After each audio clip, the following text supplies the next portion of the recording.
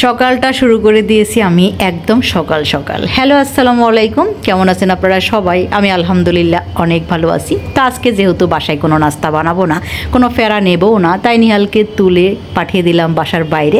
আর সেখান থেকে নিহাল আমার জন্য রুটি আর তার জন্য পরোটা নিয়ে আসছে। আর এদিকে বাসায় হচ্ছে আমি চা বানাইছি। তো আমরা দুইজন মিলে এগুলা খেয়ে আজকের দিনের কাজ শুরু করব। আমার যেদিন ভাই একটু কাজ থাকে সেদিন জানি না কেন জানি আমার খুব টেনশন হয়, কারণ আমি জানি যে আমি খুব সকাল সকাল জাগতে পারি না। এদিকে আমার বাসার হেল্পিং হ্যান্ড মানে হচ্ছে আমার কাজের খালা, তিনি আমাকে বলেই যাচ্ছেন যে খালা আপনার রুমের ফার্নিচারগুলো একটু এদিক ওদিক করেন, তাহলে ভালো লাগবে, আমি আপনাকে হেল্প করব।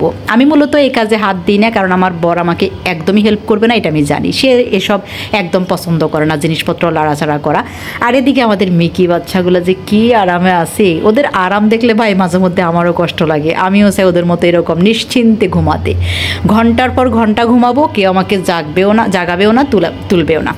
যাক, তারপরে মিকির এই যে বেডটা খুব কাজে আসছে, ওদের এটা খুব পছন্দের, এখানে শুইলেই ওদের ঘুম আসে।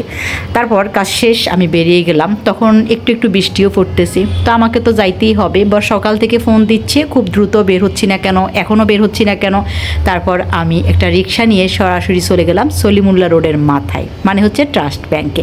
সেখানে আজকে আমার একটা কাজ করতে হবে। নর্মালি ব্যাংকের কাজকর্ম আমার খুবই বিরক্ত লাগে, আমি করতেই চাই না, কিন্তু কিছু করার নাই, উপায়ও নাই, আমাকেই যাইতে হবে। তো সেখানে গিয়ে আমি যা যা করার ওদের হচ্ছে সেগুলো পূরণ করে কিছু টাকা জমা দিলাম। তারপর সেখান থেকে বর যখন কনফার্ম করলো যে হয়ে গেছে, আমি সাথে সাথে বের হয়ে আর একটা রিক্সা নিলাম, কারণ আমাকে দ্রুত আবার বাসায় আসতে হবে।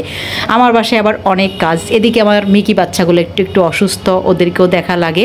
তো সব মিলিয়ে আমার কাজটা শেষ, আমি টোটালি ফ্রি, মানে হচ্ছে টেনশন ফ্রি। কাজ থাকলে ভাই আমার খুব প্যারা লাগে। ধন্যবাদ সবাইকে।